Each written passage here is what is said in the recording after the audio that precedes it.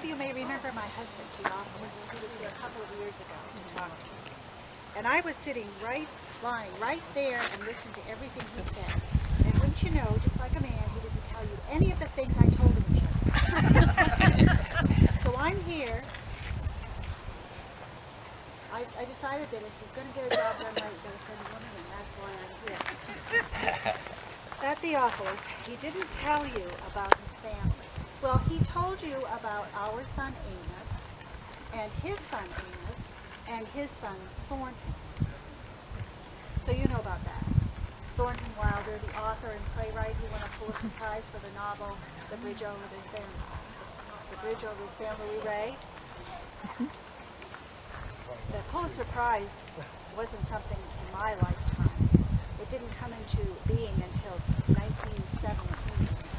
But when you have a great-grandson, that famous word has a way of getting to you. I guess it's quite an accomplishment to get one of those Pulitzer Prize. Our son, Theophilus, didn't tell you about our family. And his family, which is really our family because we were first cousins, and we had our grandparents were Theophilus and Lydia Cushing Wilder.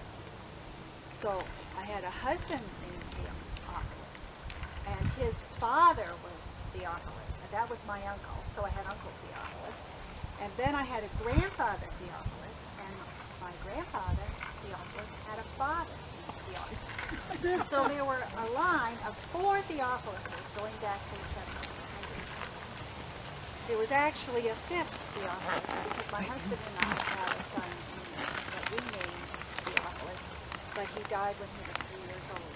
So that broke the line of Theophiluses. Although there may have been Theophiluses before the 1700s, I just don't know, because the Wilders came here to this country from the Thames Valley in England in 1636, and they settled in Hingham, Massachusetts.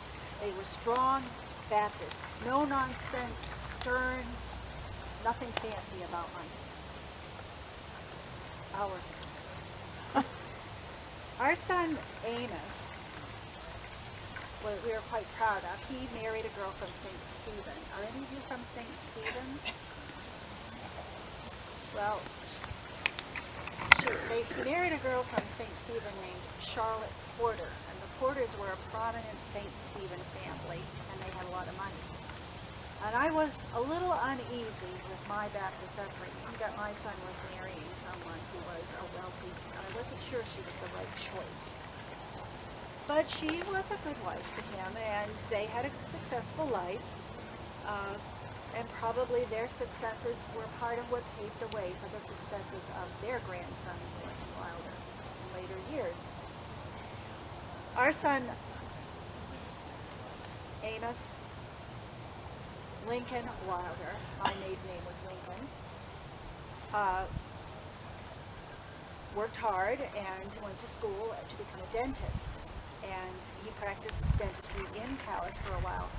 But then he and Charlotte took our young grandson, Amos Parker Wilder, to Augusta, and he practiced dentistry there. But he also had a business. He was a successful businessman in Augusta because he bought a company that made oilcloths, and he invented a process for making oilcloth that was much more efficient than had existed previously. So he even got a patent for drum-made floor oilcloths. And having the patent, he was the sole manufacturer and was able to compete against all of the other oilcloth makers. So they were quite successful. Of course, you know, as life goes on, you have these children. I had 7, only 5 of them survived to adulthood. You set in motion things that you then have no control of, because you get out of hand. And it especially happens when they move away. And so I would hear about how Amos was spending his money, and I didn't really approve, and I didn't approve of a lot of things he did, but I was far away and he was out of my control. But one thing he did do is he spent money to send our grandson, his son Amos Parker Wilder, to Yale. And about the time that Amos our grandson went to Yale, was about the time that I died. But I understand that he graduated in 1884 with a Bachelor of Arts degree, and then 6 years later he was given a doctorate at Yale. And he went out to Wisconsin for a career in journalism. And he must have made some pretty good connections because he was then named by Theodore Roosevelt to be the Consul General in Hong Kong.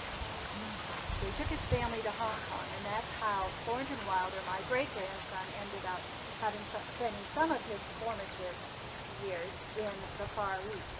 Imagine that, all the way from Calais, Maine to Hong Kong.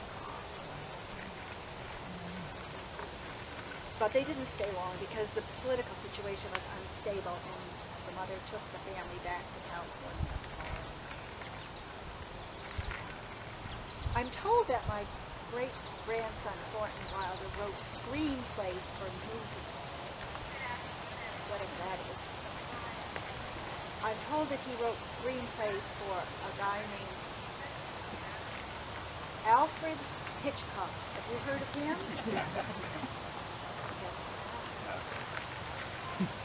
But this idea of movies, I don't understand it at all. People tell me that you put a picture up on a wall, or some pictures on a wall, and the people in the pictures move. I can't imagine how that can ever be. Well, 2 years ago, when my husband Theophilus returned to the grave after talking to me, he came back with some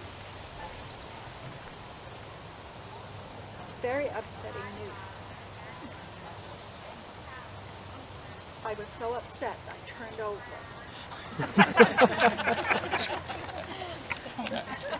Theophilus came back with some news about Charlotte Porter's family, and it was very upsetting news.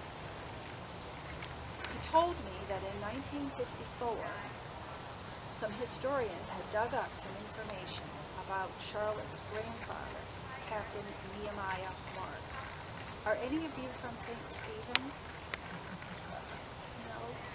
Well, Captain Nehemiah Marks was a founder of St. Stephen. He was one of the founding citizens of St. Stephen, and he was a loyalist.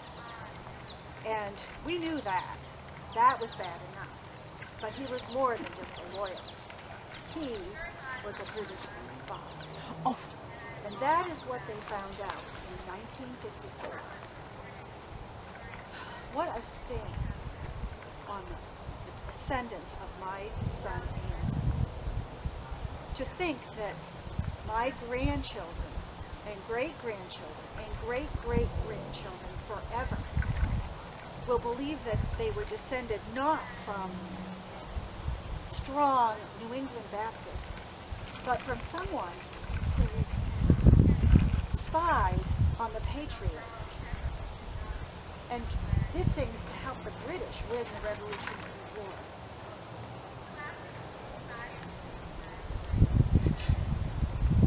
Just hard for me to accept. I probably shouldn't have even told you about it. That my son Amos married his granddaughter. Well, I've obviously said more than I should. The excitement of this day has been a lot for me. I'm reminded of something that has been attributed to my great-grandson Thornton Wilder, who said, "When you're safe at home, you wish you were on an adventure, and when you're on an adventure, you wish you were safe at home." So I think that now I need to take a rest. I'll go down and talk to Theophilus and see whether he wants to join me in the festivities tonight. He never asked me to join him in the festivities, but I will ask him and see what he says. Thank you.